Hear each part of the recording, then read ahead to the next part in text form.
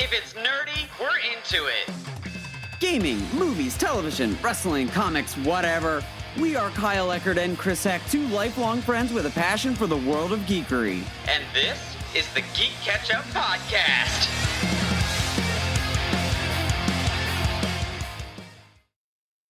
Welcome back to the show, GeeK KetchUp family. We are Chris Heck and Kyle Eckert. You are listening to Season 2, and this is Chapter 22, an episode that has Kyle and I very excited as we're breaking down one of our favorite new shows from Amazon Prime Video, The Boys.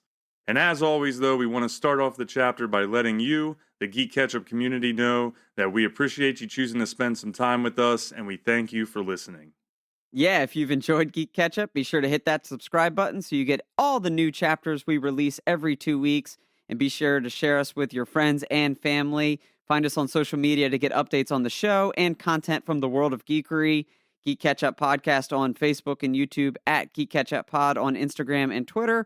All the links to these accounts are available on our website, geekketchuppodcast.com. There's also a link to our Patreon page if you'd like to support the show.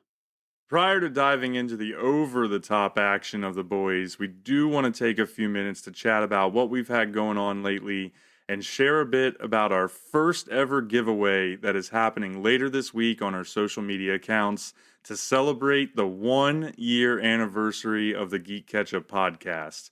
So why don't you kick us off, Kyle, and then we'll come back and share the details for the giveaway. So what's been going on with you over the past few weeks? So as I talked about a few weeks ago, I was in the process of buying a house with my girlfriend, and we have settled and moved into this new house. So I think this might be the first or second recording spot at the new place, which is pretty cool. We're excited to finally get into the new home and set up a more permanent recording studio to work from.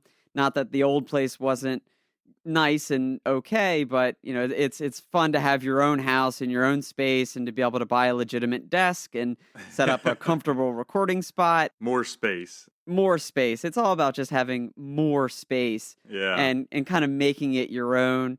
So really getting to extend the full pop collection into this new space, because that's very exciting. Now that I have an entire finished basement to basically unbox my pop collection. So I don't know if I've talked about it at length in the past, but I have a pop collection that's around 350 pops. And at the old house, it was a little smaller. I didn't have as much room. So there was really only about 50 pops out in that whole house. So now all 300 plus pops are out.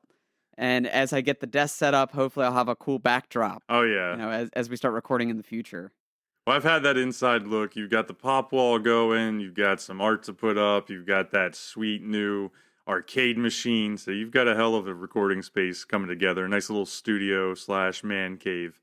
Oh, yeah. All my comic books are finally up and out. The record collection is finally open. That was boxed and put away. So the record collection's out, listening to it. The pops are out. The NBA Jam Arcade 1-Up cabinet is up and put together. I've played a few games. I think keep an eye on social media for a time-lapse video of me putting that together. Awesome, yeah. Should get that up soon. But what have you been up to? Man, the last couple of weeks, I have just been hitting my guitar work crazy. It's just been guitar in my free time. I have, ebb and flows over the past couple of years since I started playing, and I always try to play at least a little bit every day, but I go through these moments, these periods of time like I have over the past couple of weeks where I just playing any time I have in the day, so picking up the guitar 2 or 3 times a day, and getting into that, 2 to 3 hours sometimes, just depending on what I've had going on, but really been hitting it lately. And as I've said before, I've started playing guitar with Rocksmith. That's been my primary means of learning and playing songs. And I've primarily, over the years, utilized the Rocksmith cable and UI to play. And that's fine, but it's very digitized. The system kind of cleans some things up at times. It also takes care of adding effects. And, whereas a normal guitar player on stage is hitting pedals and everything to give out different tones. The Rocksmith does all that for you, right? Yeah. Well, my big focus over the last few weeks has really been to utilize my amp and pedal board more that I have Yeah. that, because I've kind of neglected it for a little while and just really getting back into that so I can truly hear how I'm playing. If I'm playing songs that are going from clean to distorted or whatever it may be, it's forcing me to actively hit my pedals as I'm playing and just do more in that realm. So Yeah. it's been fun. I've been kind of obsessive over it. I added a couple new pedals to the chain and, messing with those. Looking to maybe upgrade my amp to a more kind of big boy setup with an actual separate amp and speaker cabinet versus the Boss Katana combo I have right now. So I'm watching videos. I'm playing the strings. I'm just kind of hitting it on all levels right now. Right. And just bringing more depth to your skill as a guitar player. Yeah, it's really interesting. It's really taught me that how much you can learn and really how the brain works in some ways, right? Because I've found that, you put in these stretches of a lot of hard work and then actually, for me at least, take a break or two, a couple days, maybe 2 weeks, and just kind of have that chill out moment. A lot of times it'll happen for me when a new game comes out. I'll shift my focus and put a little more time into the game arena or whatever. But when you come back, man, you'll think you're rusty, but in a lot of ways you're actually better. And it's just, I think it's something with how the brain stores and commits information. Yeah. So like I said, it's an ebb and flow thing, and I kind of go back and forth, but it's just been a hot item for me over the last couple of weeks. Any new song packs? No, well, not really song packs. They stopped with the DLC on Rocksmith from that standpoint, but I do use a lot of custom DLC offline, and I'm constantly downloading new stuff. So recently I pretty much added a whole bunch of like Alter Bridge and Mark Tremonti stuff because he's just a ridiculous guitarist. And then I've been watching Cobra Kai, so I've kind of got like this whole little thing going for 80s rock just because there's so much of like the classic 80s rock going. So I was downloading like some Scorpions and White Snake and Joan Jett and just like stuff like that, that's from that era. So I am always adding songs when I can to it, but nothing from like the traditional song packs that Ubisoft was putting out for Rocksmith itself. Yeah. The only other thing I'd throw in here, just because I think it's something kind of relevant, it's a game that was a little anticipated and came out recently, was I did pick up Star Wars Squadrons. I think it came out at the beginning of the month on Xbox and PS4. And I have to say, obviously we're not going to break it down, but it's an interesting game. It visually, it looks fantastic. Like they nailed the visuals. Graphics are good. The environments when you're out in space and above the planets and stuff look great. It all feels very authentic when you're piloting the different ships, and they went a little bit more simulation style with it. Yeah, okay. So, like, you actually have to use the two sticks on the controller to, like, control throttle and pitch and yaw and those kinds of things versus just, like, forward and left and right. It forces you to pay a little bit more attention to, how you're flying. Yeah. Less accelerate, brake, more actual like simulation control. That makes sense. Exactly. So that took a little bit to get used to, but I liked it because a lot of times, especially with the Star Wars games, they go a little bit more on the arcade side. But honestly, it's been tough to even play just because the campaign is just so boring. Oh no! Like it's just when you're in the missions, like, and you're kind of in between missions, and you're talking to the NPCs and stuff, like. You never see your character. You can't respond. You can't even move. You just spin. So it's kind of got this like VR game kind of thing going on. Yeah, that's interesting.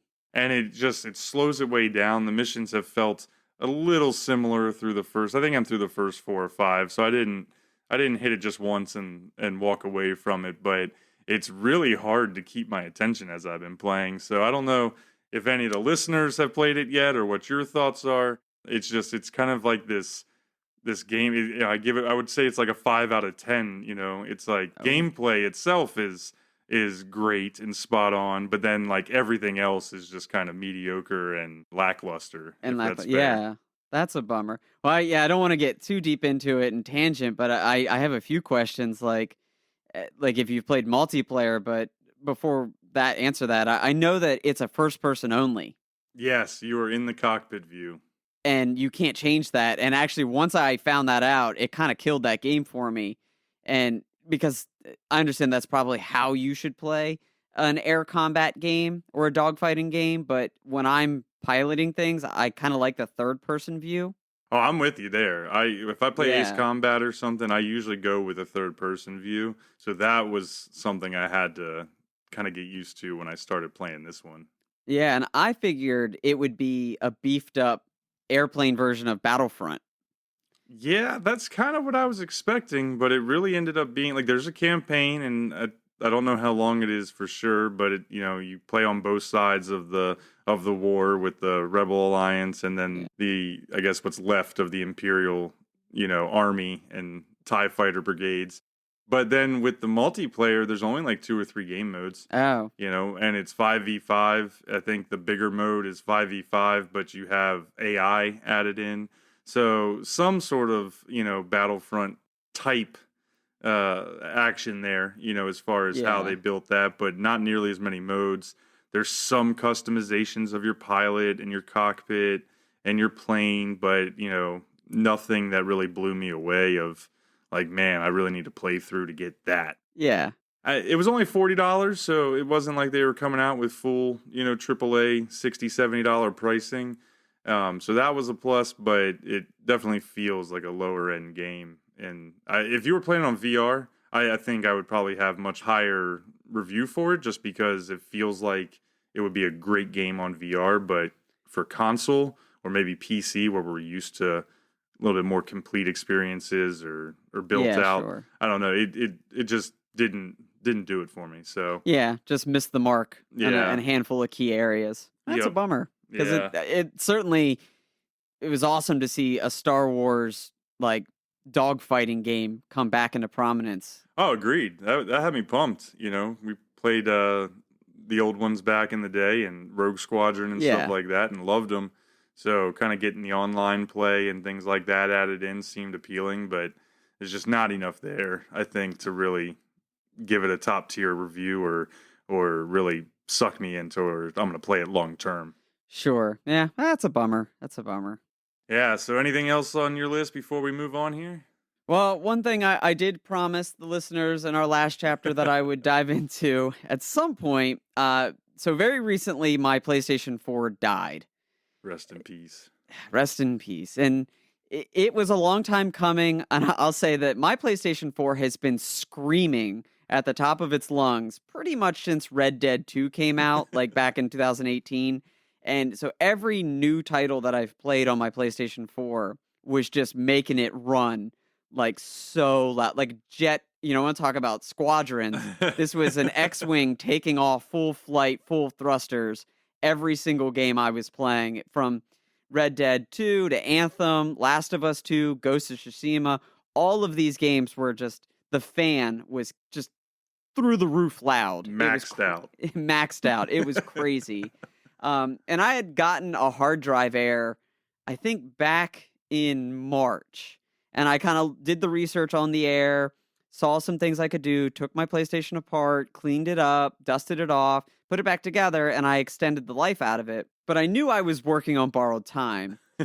And Marvel's Avengers, right after we did our chapter on Marvel's Avengers, I think you and I tried to link up and play some online. Yep. And that was the final nail in the coffin for my PlayStation. I got one final hard drive Air. The whole thing crashed and died. I've done all I could do to get it fixed. And it's been this horrible situation where it died right before the PlayStation 5 comes out. So I got stuck in this mode where, do I wait out for the PlayStation 5, or do I throw down the extra cash to either buy a new PlayStation 4 or, in my troubleshooting, just buy a new hard drive? Right, yeah. And ultimately, I decided that I was going to wait for the PlayStation 5, but I was saved. So it was a bummer that I lost my PlayStation 4, and sadly, my final moments of my PlayStation 4 are on video or on camera because I was recording the session that we were playing. And we were all pumped. Real quick, Yeah. We were all pumped. We're like, all right, we got through the initial push. You were getting close to beating the campaign. We were going to run through some of that. And I think we were like in the first 5 minutes of a mission or whatever, and it was just like you were gone, you know? Yeah. Yeah, it just crashed and froze on Marvel Avengers. Funny enough, when I look on the app, technically I'm still logged into Marvel Avengers. Because when I looked at on my phone, it said like you're currently playing. And I was like, how am I possibly currently playing this? The thing's boxed up and put away. That's funny. But all of the sadness was like I got a little bit of redemption. And a shout out to Level Playing Field. Level Playing Field podcast had their 50th episode giveaway. Awesome. And I ended up winning the 50th episode giveaway and won a copy of Mario 3D All-Stars on the Switch. Perfect. Yeah. So shout out to LPF and those guys for doing the giveaway. And that has been the perfect game to kind of fill the time and fill the gap between the PlayStation 4 and the PlayStation 5 coming out. I'll say it hasn't been perfect. I did get my PlayStation 3 out and restarted playing Arkham City. Just because I needed to do classic. something. Yeah. So Arkham City, that's been fun. But definitely, it was a sad moment to see the PlayStation die, and on the, I got bounced back within like a week or two of that happening and won that giveaway. So that was pretty cool. Yeah, that's sweet. And then, like we said, you did get the PS5 pre-ordered, so, that kind of lets you know your future was secured. Yeah. And there's going to be so many games to play once the PlayStation 5 comes out because I'm going to have to finish Ghosts. I'm going to have to finish Marvel Avengers. Yep. I'm looking forward to Miles Morales and Valhalla. So, yeah, you're going to have a ton of gaming going on.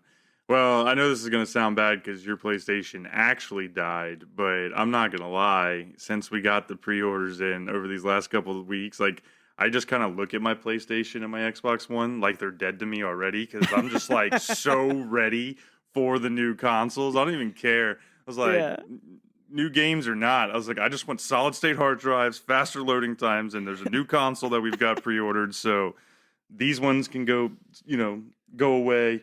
And I'm just ready for the new ones. So Chris is the meme of the guy with his girlfriend looking at the other girl. Absolutely. Like my Xbox One is right there, perfectly operating, wanting me to play, and I am staring at the advertisements for the Xbox Series X. So that's too funny. I'm a horrible gamer. You can't just appreciate what you have. It's got 4K too. Oh man, yeah. But speaking of giveaways, we do have our 1-year anniversary coming up on October 28th. Very excited for that.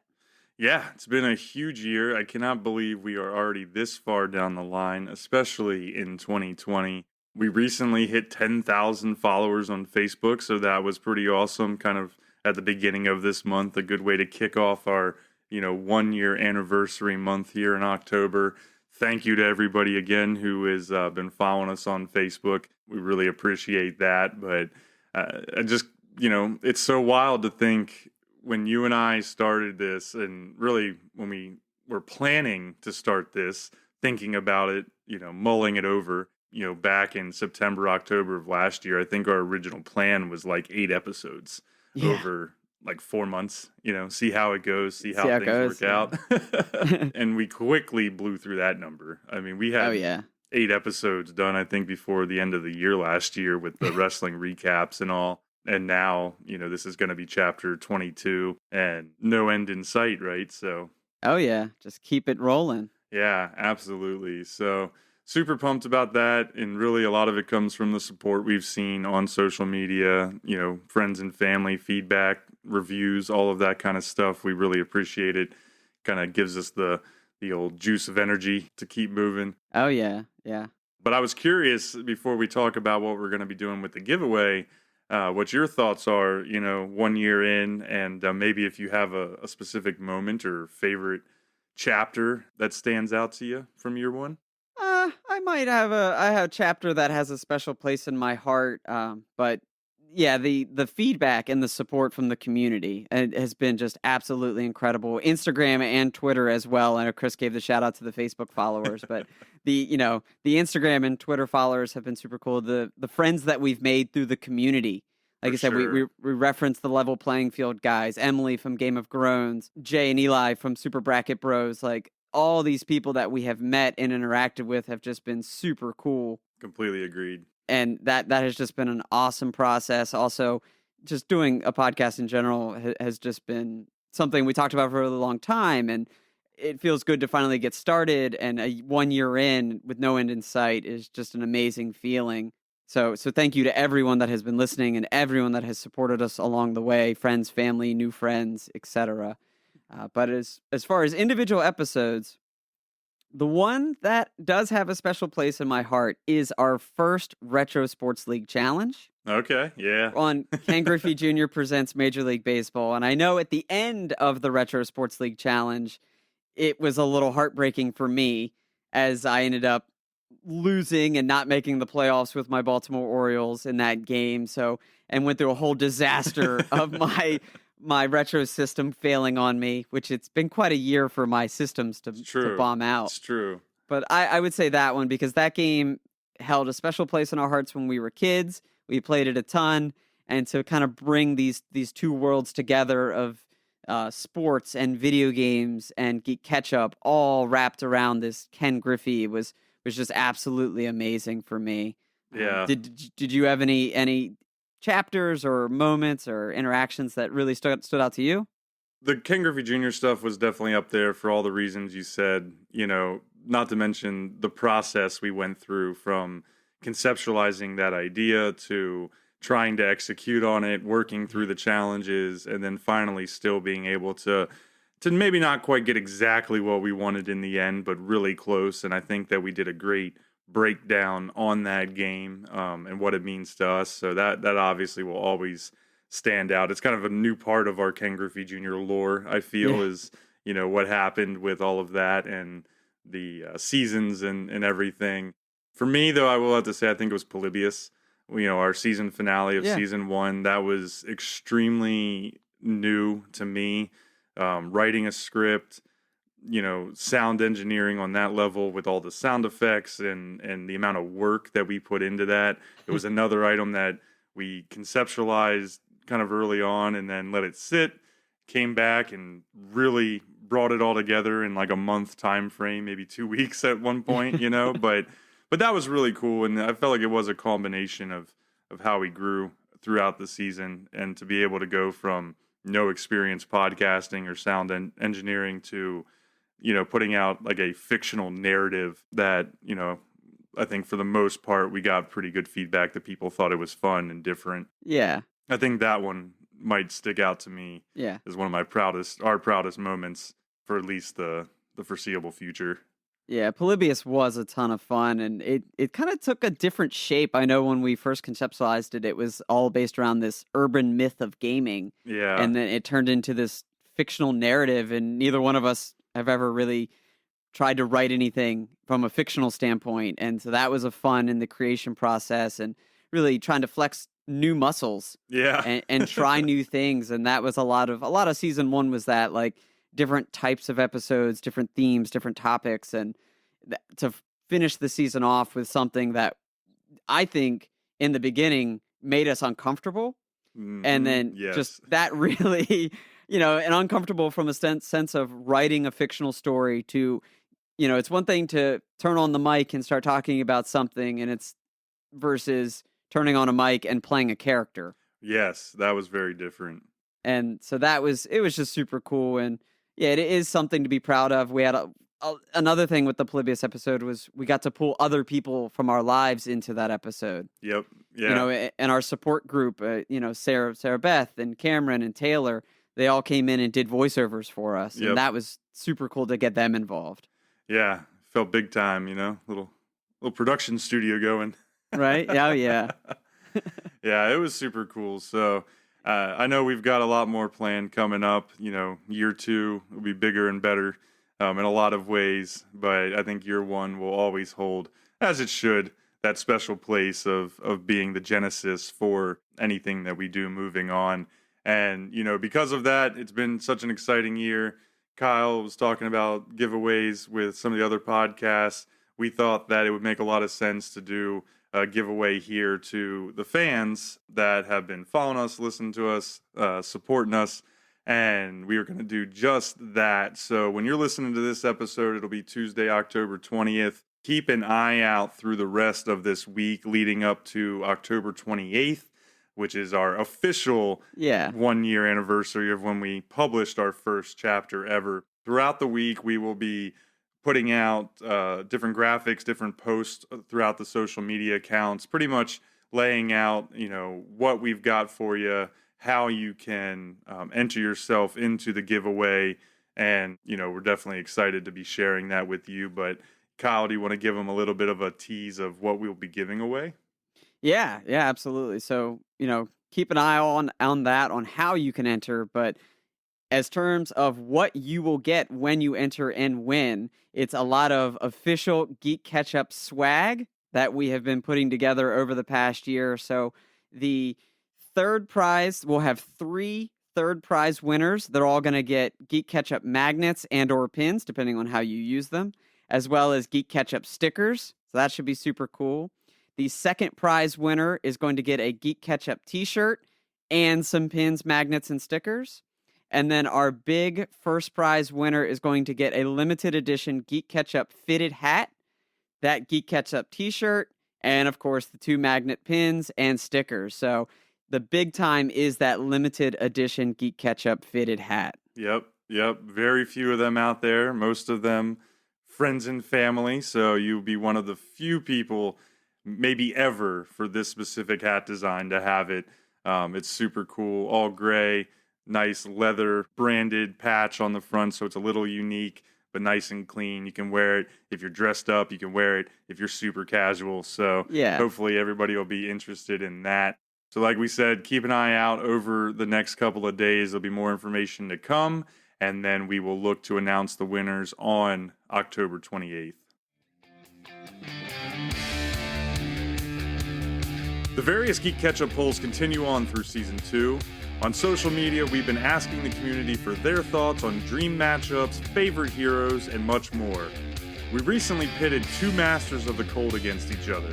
Sub-Zero, the Grand Master of the Lin Kuei from the Mortal Kombat universe, taking on Dr. Victor Freeze, aka Mr. Freeze, classic Batman villain. It's a matchup we believe to be fairly even. However, our community did not agree. We didn't think we'd see a bigger upset than Odin over Dumbledore, but it happened. Receiving nearly 100% of the votes, Sub-Zero dominated Mr. Freeze. In fact, Freeze had only 1 vote between Facebook, Twitter, and Instagram combined. Apparently, Sub-Zero follows the inspirational words of Coach Riley from the Mighty Ducks when he says, "It's not worth winning if you can't win big."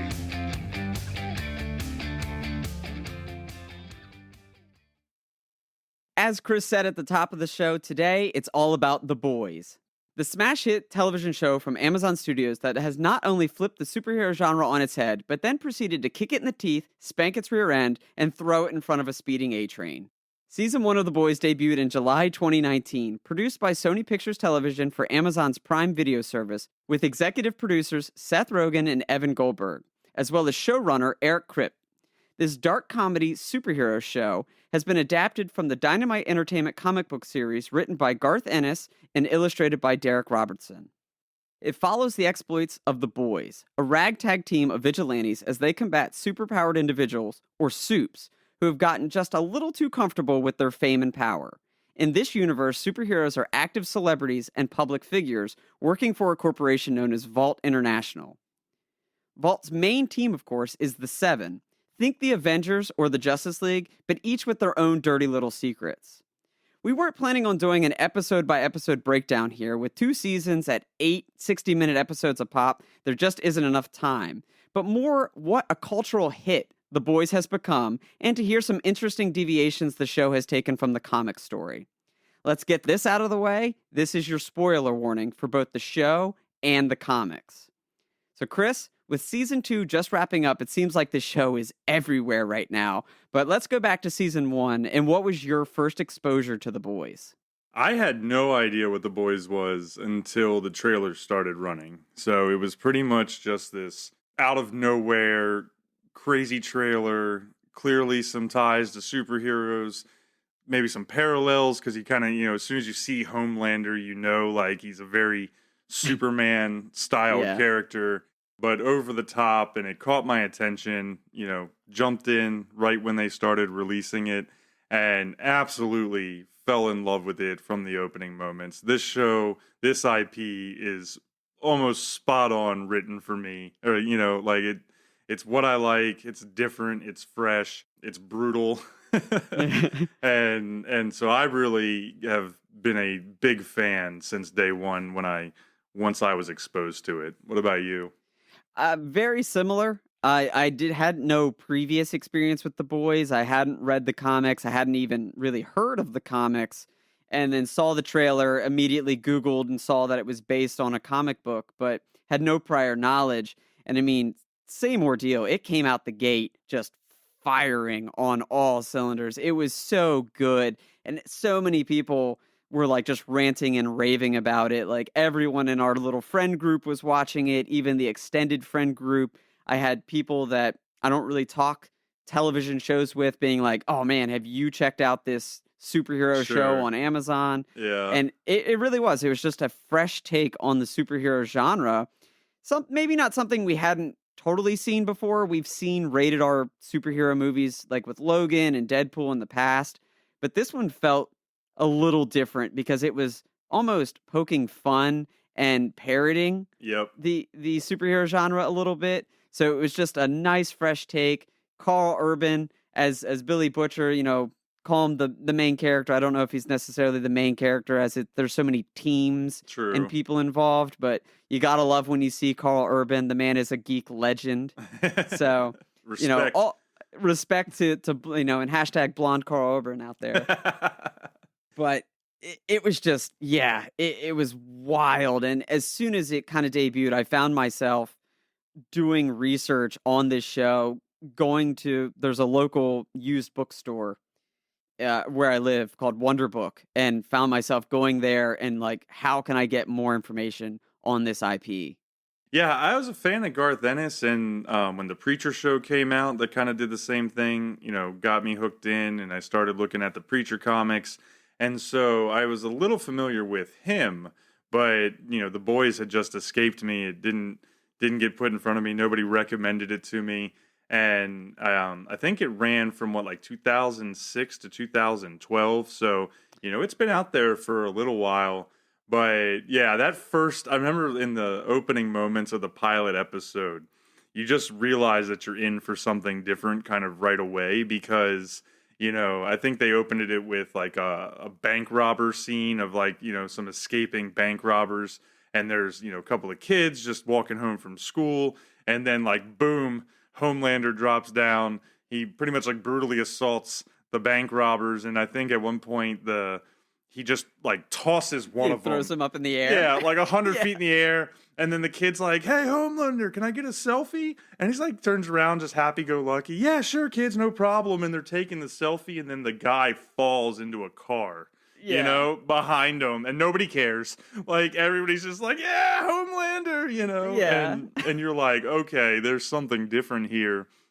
And then, a few scenes later, I think what truly got its hooks in me was when A-Train disintegrates Robin. Oh, okay. And I mean, never had I seen anything like that in a superhero film, show, anything, thinking about a character like the Flash and what would happen if they actually ran into somebody, and just a water balloon popping, you know what I mean? Just gone.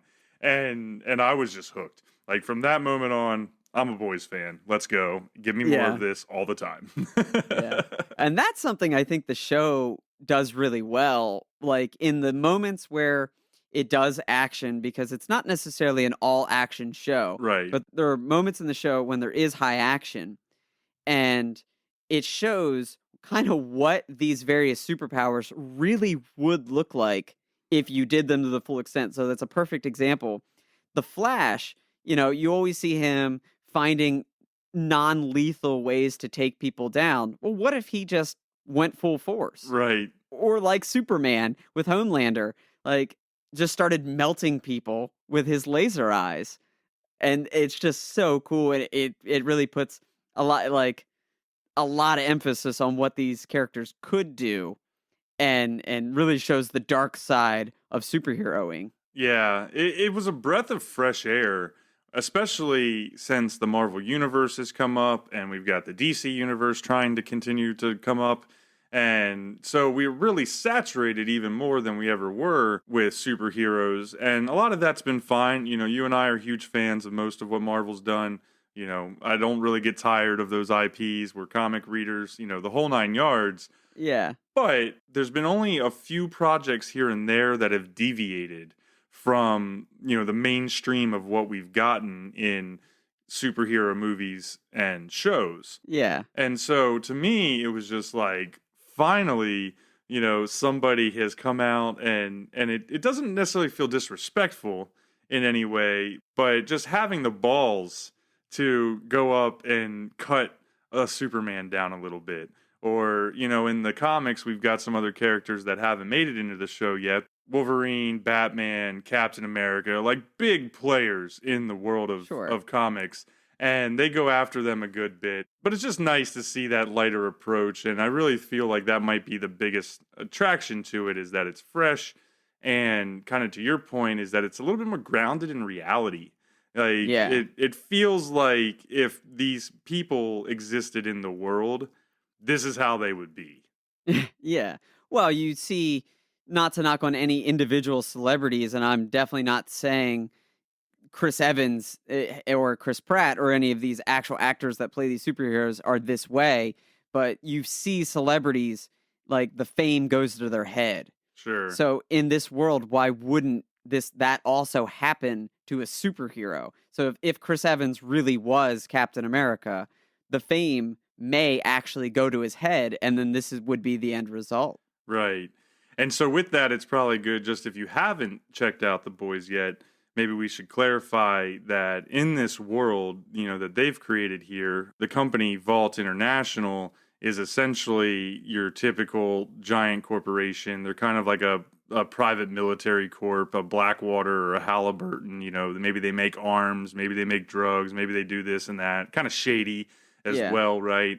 But they are a company that figured out how to make a compound that you can put into people essentially and make superheroes. So with that, to help illustrate Kyle's point about fame and money and things like that, they are very much also like Disney, where they pump these superheroes into movies and photo ops and merchandising, and they are all about the money that they can make, but they also go out and sometimes save lives, you know, and sometimes fight crime, you know. So it's that balance, and it's like, yeah, I mean, if these people existed, somebody would try to exploit them for money, you know. So that's even a believable premise if it really happened in the real world, right? Yeah, that they would have publicists that control not only the marketing side, but their actual lives and what they do and what they endorse. Yeah. It would be like if Nick Fury also had like a legal team and a PR team for the Avengers, like, so like, hey Tony, we're gonna give you this mission. You got to go out and save America. But before you do so, make sure you check in over here, get your IG schedule going, make sure you snap some selfies while you're out there saving the world, you know, but like keep the corporate interest protected, don't get sued, you know. Like, it's just it's a really interesting vibe that they put together, and it's well done on both sides with the show and the comics, and it's fast, it's edgy. Yeah. It kind of never turns back once it gets going. No, and I think it knows its audience. Like, and it doesn't try to cater to more than who's going to watch it. Like, you see a lot in Marvel where they're trying to play so many demographics. That's true. And that it's got to be kid-friendly, but also got to appease the fanboys. Yep. And it's also, you know, a grandma can take their grandson or something like that, like all across. But like The Boys is like, nope, this is not for kids. We're not even going to try to pretend it's for kids. That's true. Like, this is who this is meant for. Like, it's meant for adults. That is very true, because it is graphic. I said this, I think, to our group chat. So I started reading the comics a couple of weeks ago. I hadn't read them after season one, but my tattoo artist Alex had a lengthy conversation with me a couple weeks ago about how the comics, the graphic novel, whichever way you want to describe it, is her favorite of all time, essentially. Like, she is a huge boys fan. So shout out to Alex for the recommendation on reading the comics. And so I went out and grabbed the first two omnibuses. There's 6 total. I think I'm through the first 30 issues essentially. So a good chunk, but not everything. Yeah. And it's so wild that is over the top the show is. The comics are even more. Like for some of the things that happen in the show that you might be like, damn, did they just do that on television? Like, most of those moments that play out in the comics are on steroids. They are significantly worse. And so I won't go into specifics on which ones are which. That might be another breakdown for another day. But it was really cool to see how both pieces of the IP essentially really stand on their own. Mm-hmm. Like, I didn't feel like one was necessarily better than the other from what I've read. I really liked aspects of both. I remember watching the show and being like, damn, this is like one of the more over-the-top shows on TV. And then you go to the comics and it's like, yeah, they probably needed to dial that back a little bit. Yeah, like, oh my God. Yeah, like just some total extreme. And like I said, I went to Wonder Book and read the first volume. So not the first omnibus, but just the first trade paperback. I read it in the store, and it didn't quite hook me. And I think maybe I suffered from the show. Like, the show was extreme enough for me, so the book wasn't there. But I definitely read it through and had that same, like, holy crap, like, this is intense. Like, as intense as you think the show is, you put it perfectly. The comic book takes it up tenfold. Yeah. And it's also an expanded universe, so we haven't seen necessarily, I don't believe we've seen the Captain America or the Batman parody in the show yet. Right. But they are there, and so you see more of that as well, and they take all of those characters to they dial them up to 11 and make them super, super extreme. Yeah, it's kind of interesting because one of the bigger differences between the books and the show is kind of how the world is. And, we'll probably jump into season 2 a little bit more in a little bit, but just to illustrate my point, like, really where the season 2 ended is pretty much how the world of the books is from the beginning. Okay. So while they brought in, certain specific events and certain aspects, I feel like the timelines are a little bit shifted around for the show versus the books. And so that has created a couple of, different maybe tones or events, different tweaks. But what's been kind of cool is that now that I've read a good chunk of the comics, when I went back and rewatched season 1 and then watching season 2, I feel like I picked up on more. So, like, there are all sorts of little call outs, to some of the other characters. So, like, the Batman parody is named Tech Knight. Tech Knight is not in the show yet, at least. Yeah. But I think there's been at least 2 references to him. Like, one, they reference one of his movies. Homelander, somebody says, like, I've got to go to Tech Knight's premiere tonight or something like that, Yeah. And then there's another where when they're in, like, a support group of people who have been impacted by superhero activities, one of the ladies says, I'm really appreciative that Tech Knight saved me, but I really wish he would have been a little bit more gentle with my back. And she's, like, in a wheelchair, Yeah. And so they've peppered in all this stuff that's been kind of cool because it brought more life to some of those things that, originally went over my head. Yeah. But the world is significantly more developed in the comics from the standpoint of there are way more heroes and villains. Like, it's common, and, like, different countries have superhero teams and things like that. So we've really kind of only scratched the surface in the show with what we've seen, because it's mostly the 7 with just a few other call outs or heroes peppered in. Yeah, so like Eagle the Archer, but like nothing more. That's very interesting to me because of how prevalent the idea of a super terrorist or a super villain, as Homelander is dead set on calling them in the show. They don't exist at the beginning of season 1, and then by the end of season 2, they are there. Yeah. But they're already established, it sounds like, in the comics. Well, they are, and here's really where it comes in is that the one of the other main differences between the show and the comics is that Compound V in the comics is widely known about Oh. and it's been distributed farther and wider.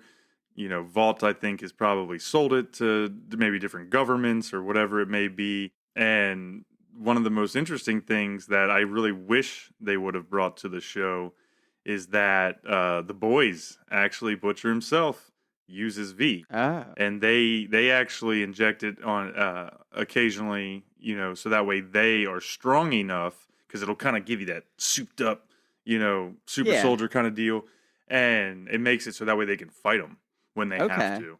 And Yeah. so, like, some of those little details are like, man, like I kind of that would be cool to see in the show, but it just creates a slightly different world than what they've given us so far. Yeah, that reminds me almost of the Jamie Foxx movie that just came out. What's that? The Netflix one where you take a pill and you get powers for 5 minutes.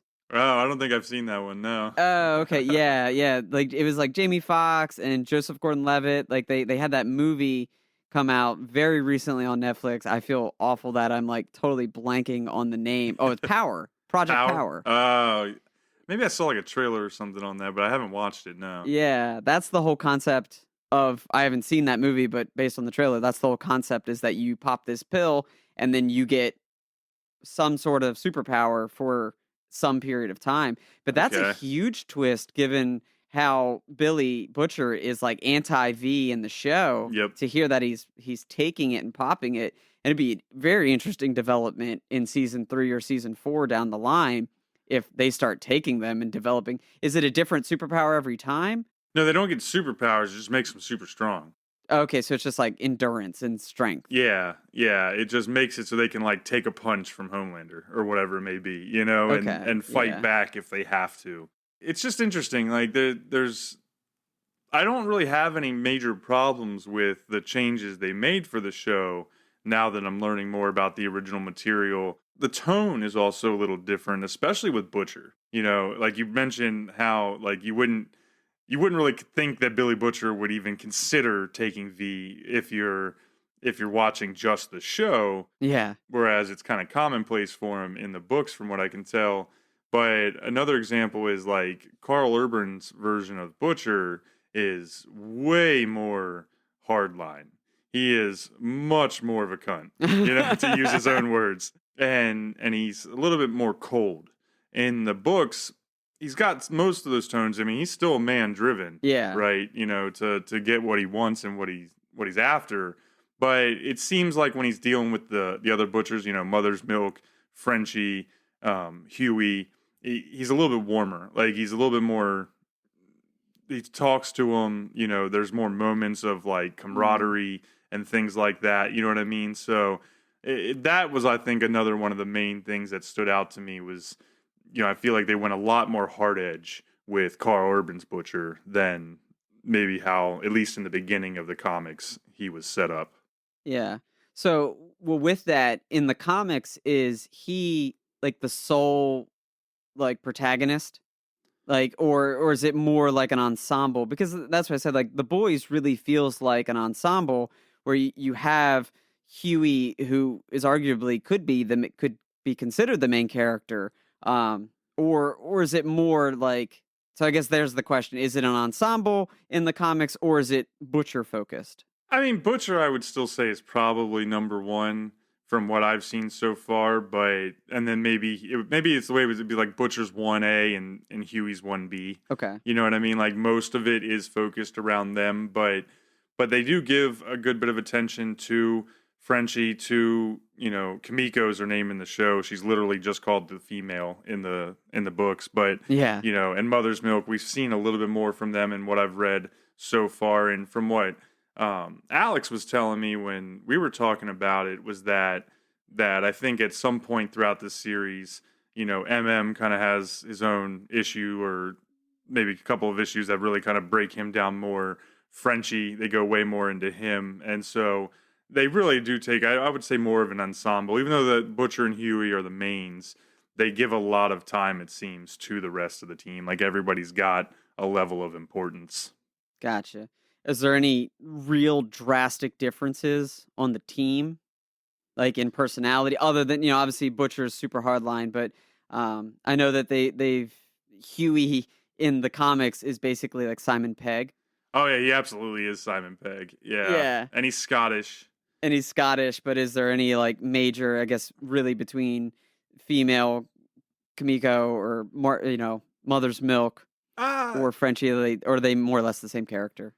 I think they did pretty good with translating them all over to the big screen. Mother's Milk, like I really like the actor that plays MM in the show, and so he's fine, but he's way more like imposing. The guy who plays MM in the show looks like he's like maybe 5'10", Yeah. or 6 foot tall. Like he's a big guy, he's muscular, but in the comics, Mother's Milk looks like he's like 6'5". He looks like he's like Ray Lewis, ready to take you down, and he's dressed like Blade, so like he's just a little bit more imposing. Frenchie might be a little bit more different because in the show he's kind of like a gangster, partier, that type of crazy. But in like the comics, like he's legitimately freaking crazy, like wildly crazy in some of the stuff he does, and way more over the top. So I think that maybe they changed him a little bit more than MM.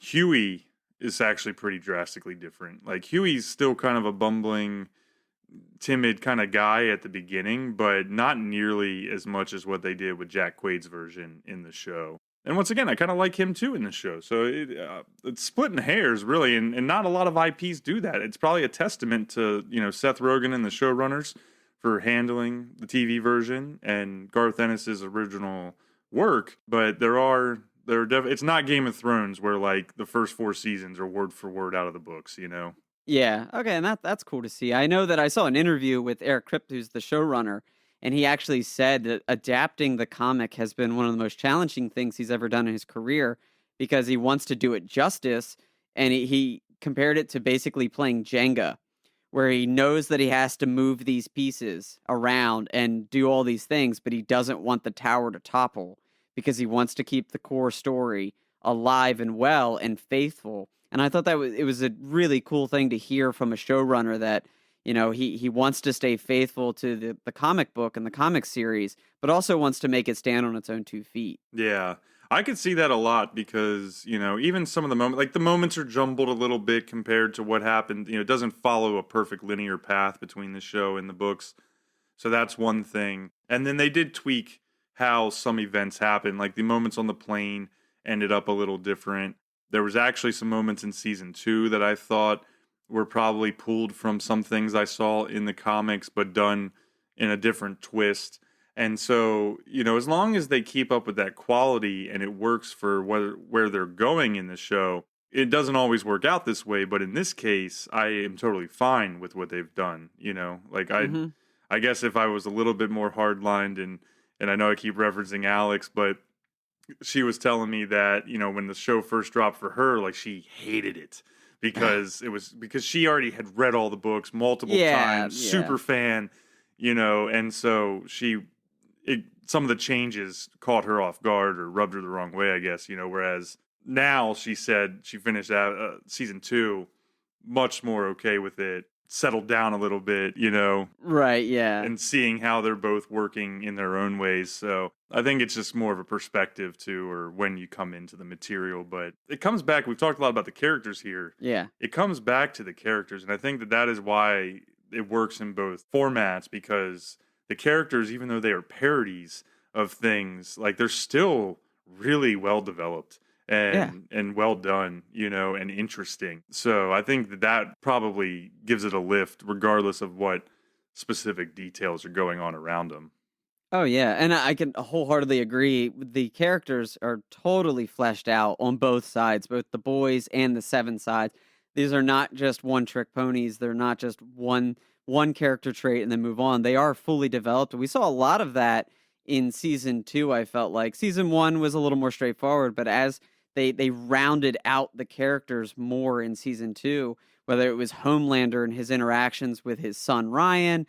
We got to see a lot of Maeve's sexuality come into play in season 2, and how the PR department at Vault International was playing that. Yeah. A lot of really good commentary on how like current society. That I think that maybe that is something that I really enjoyed in season 2 was a lot of the more social commentary on everyday life and what we're seeing in the current environment of our world. You know, the first season was all world building and setting up, and it was all about Butcher hunting down Homelander and Compound V and Madeline Stiltwell.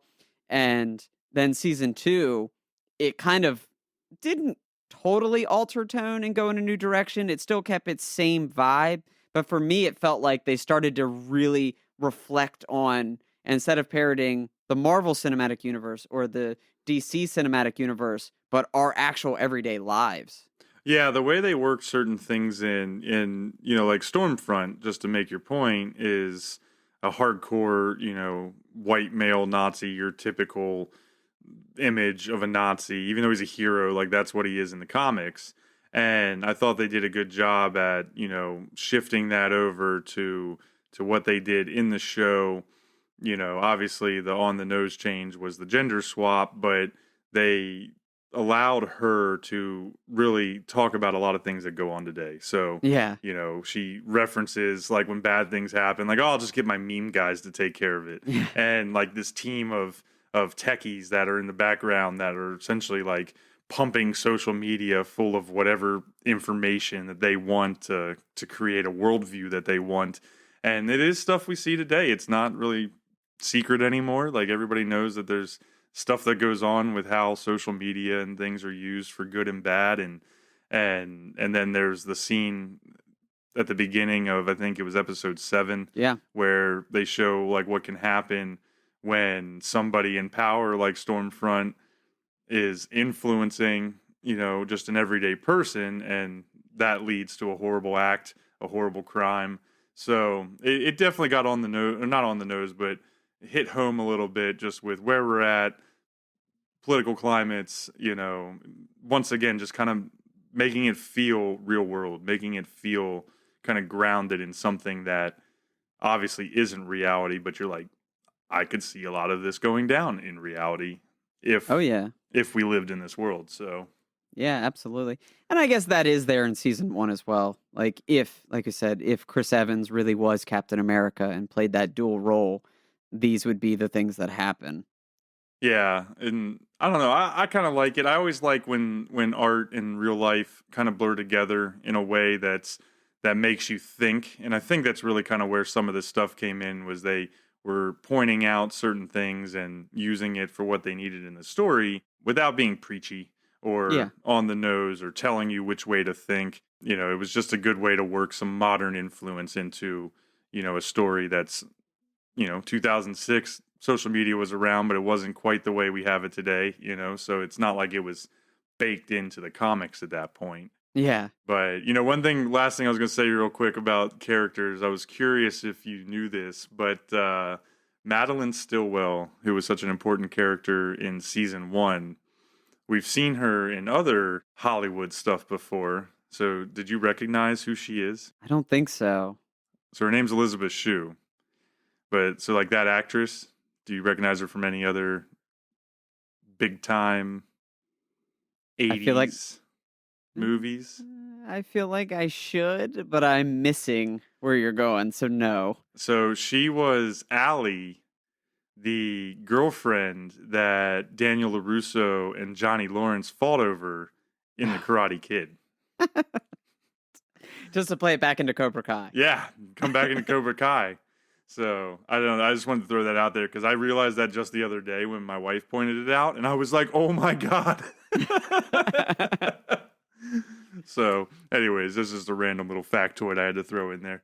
No, that's fun. But there's been solid cameos and solid appearances throughout both seasons of The Boys. We saw Seth Rogen appear in season 1 as a movie director for Black Noir's latest film, and Simon Pegg actually came in as Huey's dad, so there's been some fun cameos. Billy Zane. In one scene of season 1 at like a Comic-Con when they go and get Haley Joel Osment. Right. The Mesmer. Mesmer, yeah. Yeah. So it's definitely been fun. I always love that kind of stuff. Yeah. When the dots were connected on Elizabeth Shue, because we were also recently watching Cobra Kai, I was just like, oh my God. Yeah. Like this amazing. She was so innocent in The Karate Kid, and now she's so evil in a corporate environment. Right? Oh my god, yeah. Well, we should the last cameo, but I don't know if you can call it a cameo or if he was just a full-blown character, was Sean Asmore Sean Asmore. as Lamplighter.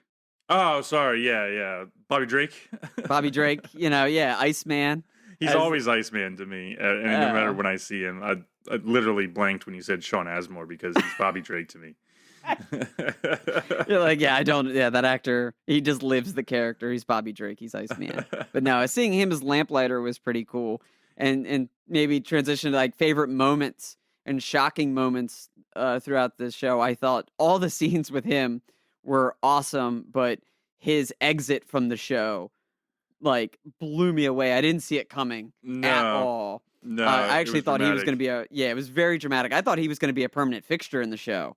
Yeah, I didn't expect him to spend such a short time here, just being a well-known guy, maybe not a top-tier actor, but he's been around a lot of superhero stuff and things like that, made a name for himself. But yeah, it was powerful, Clearly Huey was not aware of why he did what he did at the time, but yeah, you realize that was probably the only way to open up the building.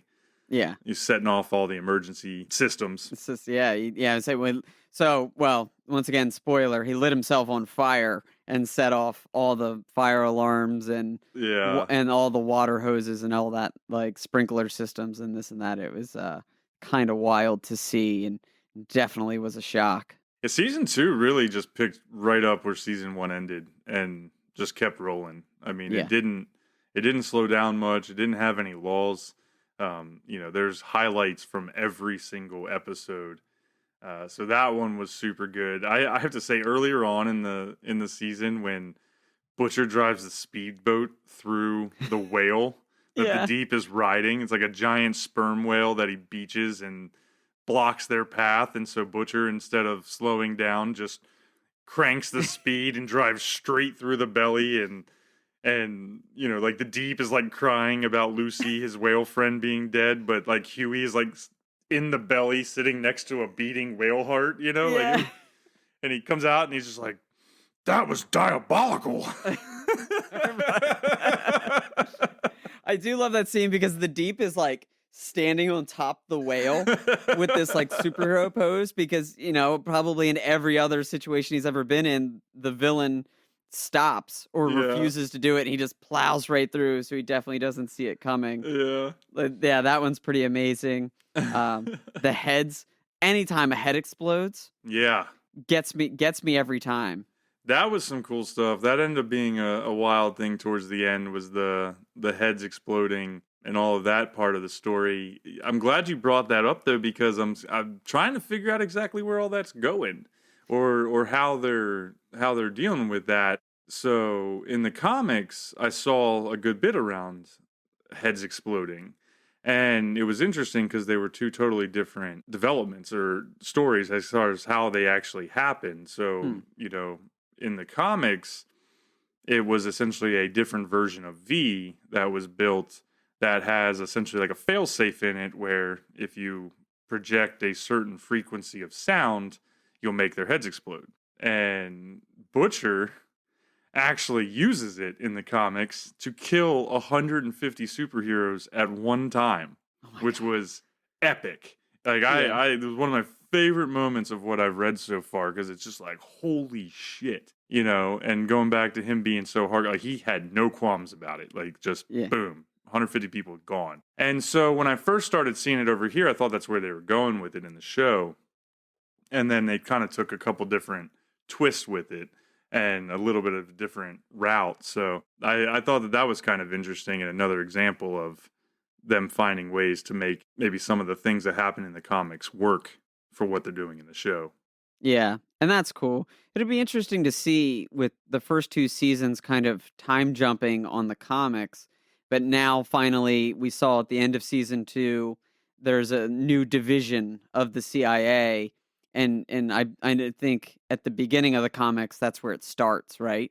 Yeah, so at the end of the season 2, Mallory tells Butcher that Newman, the young congresswoman, is now the head of like the official office of superhero affairs. Yeah. And she wants to provide some, off the books dark money to a team that can keep tabs on the superheroes, get some dirt on them, figure out what's going on.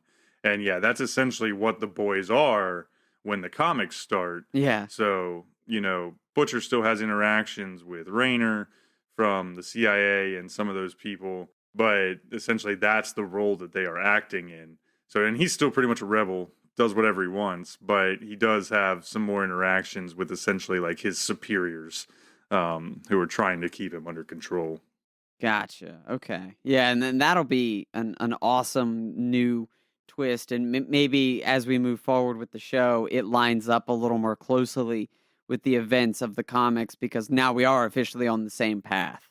It's definitely possible, and I was wondering the exact same thing, but I'll have to wait and see. I need to grab the other 4 omnibuses, but I know we're looking to cover a couple other comic series here in the near future. So I told myself, I was like, I have to stop because I literally read those first 2 omnibuses in a matter of days. Yeah. Like I could not put them down, so my first reaction was like, go buy the other ones. Yeah. And I had to say no, take a break.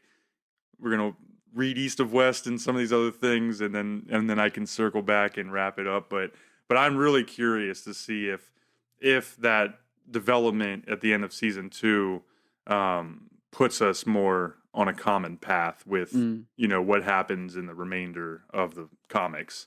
Yeah, and I'd like to see that. Maybe not exact. I have this affinity for comic book to television and book to movie type stories when differences and analyzing this or that. It's this super weird, nerdy thing that I do that I've been doing since the days of Harry Potter.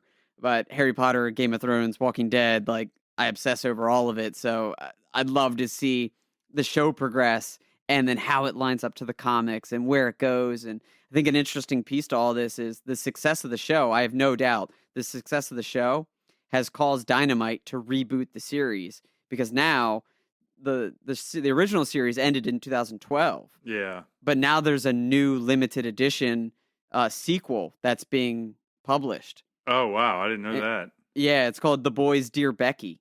Okay. And it's like a years later story. That's cool. Well, maybe I'll pick that up once I get there. Yeah. Yeah, and it's been like they announced it's set 12 years after the events of the last issue of the original issue. Boys. Yeah, and it's and I'm knowing that you're reading, I'm not going to say anything detailed because it will probably give away spoilers to the comics, so I'll respect that. But it'll be an 8-issue mini run that is actually it's coming out now. Okay. Might have to grab that and add it to the pool list just to get them while they're coming out. Yeah. Since I'll grab everything else in the omnibus fashion, but it's really cool. It's a top IP for me right now. It jumped straight up the list. I haven't seen much that I don't like. It's a fun ride. If you haven't watched it and you like superheroes, or even if you don't like superheroes, I think that's kind of the best part about it is if you are somebody that is turned off by, the normal Captain America, Superman, whatever type of superhero and what we get from Marvel and DC, then this really could be right up your alley because it pokes fun and kind of points out some of those things that a lot of people that don't like comics or don't like superheroes kind of tend to talk about. Yeah. And so I think it's really appealing to anybody, regardless of where you stand on that type of story. Yeah, absolutely. And we say talk to people and really read the reviews. Don't actually go look at just the basic reviews that are out there because there was a little bit of negative feedback on how Amazon released the episodes. So the initial reviews were all like bombings where people were giving 1-star reviews, not because of the content, but because of how it was released. People wanted Amazon to give all 8 episodes of season 2 out at once. And that's not how they did it. They did it on a weekly format. So because of these review bombings, you'll see some low scores both on Amazon and Rotten Tomatoes and things like that. But don't pay attention to those. Like really talk to somebody, do your research, and you'll find out that it's a great show. And in fact, I think it could be a show that could be Amazon's new flagship show. For sure. Since they've lost Man in the High Castle. Yep. Like they have a few other shows. They have Jack Ryan and Hunters and on a lot of other really good shows, but The Boys is just everywhere right now. And just to kind of, a little bit of perspective, in October of 2019, the Nielsen ratings announced kind of how The Boys went. And The Boys had attracted 8 million total viewers in its first 10 days of release. Wow. And it's like by far one of the most successful shows and programs, original programs on Amazon Prime. So like that will tell you right there, it's worth your time to at least check out and give a fair shake. Yeah. I tell everybody to go and watch it, regardless of where you stand, go and watch it. I know we're probably wrapping up here, Kyle, but I did want to see, with how many characters there are, the variety of characters, the variety of superheroes. I was curious, since we haven't really talked about it, but do you have a favorite character? I think I'm going to go both sides here, where I have a favorite character on the boys' side and I have a favorite character on. Perfect, yeah. And I like Frenchie. I really like Frenchie on the boys' side. I think, the different inventions that he comes up with, and he's like the different ways and thought processes he has to like a turtle. Yeah, like a turtle. Yeah. like a turtle, exactly. And the way that he designs ways to kill superheroes. Yep. And it's very grounded. As crazy as he is, he's always, popping pills and taking LSD and doing all sorts of crazy stuff. He's very inventive and very creative. And I think we saw a little bit of his backstory here this season and kind of how he failed in a previous mission and the toll that has taken on him over the years. Yep. So I really enjoy Frenchie. And then on the Seven side, it's going to seem weird because he started out kind of like a dick. But I like the Deep. And obviously the first couple episodes, the Deep is a just horrible frat boy jackass. Yeah. But, once he gets checked, because he gets checked and he gets sent to Ohio, he gets taken off the team. Yep. And then now his whole side story with the Collective, the Church of the Collective, and all of that is really interesting. And I think he's just kind of funny. Like every scene just kind of makes me chuckle a little bit. Yeah, he's got a bunch of good one-liners. Yeah. Like at the end when he's just like, fuck Fresca. Yeah, fuck Fresca. Yeah. Or he complains to the Church of the Collective head about how he's like, I bought into your crap. I drank the Fresca. I married this weird ass girl for you. Yeah. Like he basically she pulls gives the curtain terrible back. blowjobs. He gives terrible blowjobs. He's like, I signed my bank account over to you. Yeah. Like he just. And maybe that's it. Like he just gets taken advantage of every turn. Yeah. And he's just lost. And the scene where his gills are talking to him and his gills. Oh my God. Patton Oswalt does the voice of his gills. Like, so, and maybe it's just the various scenes with the Deep. Like I said, him standing on top of the whale, all proud, only for Butcher to plow through. So the various Deep scenes. So maybe it's not so much the character, but the awkward positions the character gets put in is why I like him so much. So they hate on him so much, which unfortunately is just how like all Aquaman type characters end up. Very few of their versions are like super respectable and like not ridiculous. But the Deep is actually way more prominent in the show. They really raised his status, I think, in the show versus what at least I've seen so far in the comics. Oh, okay. He's also way cooler in the show than in the comics, where he's just got this like weird, like old school diver helmet and stuff. I don't know. Oh. But they do. There are some tones that are similar. Like there was a moment in the comics where the Deep is supposed to be coming to help, and like he comes out of the water in front of the bad guy or whoever they're chasing, and he's like standing there. And it was a very similar moment to when Deep was on top of the whale, and it's just like okay, you can swim underwater. That's your power. Yeah. Good for you. Yeah.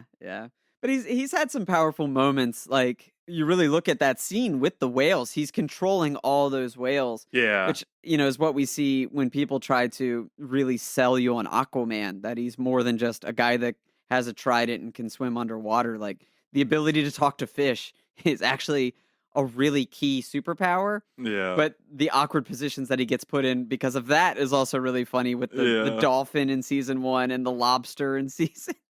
When he goes to save the lobster Yeah. and it just doesn't work out at all. I know. They really put him through some emotional turmoil. But he's bouncing back. We'll be interested to see what happens with him moving forward. Yeah. And his storyline. They left a lot of things, open for either big changes or developments in season 3. So we'll definitely have to see how all that shakes out. Who sticks around. Yeah. Maybe who gets kind of written off after a couple of seasons, stuff like that. Sure. Favorite character on your end? It's really, really tough because I like so many of them. The Deep is like the guilty pleasure favorite for a lot of the same reasons that you said. And now that I've read the comics, I really like Huey a lot more than I did just seeing him in the show because he does more and he's like a little bit more capable, so he seems to be more attractive as a character. But it's really hard to say that there's any bad characters across the board.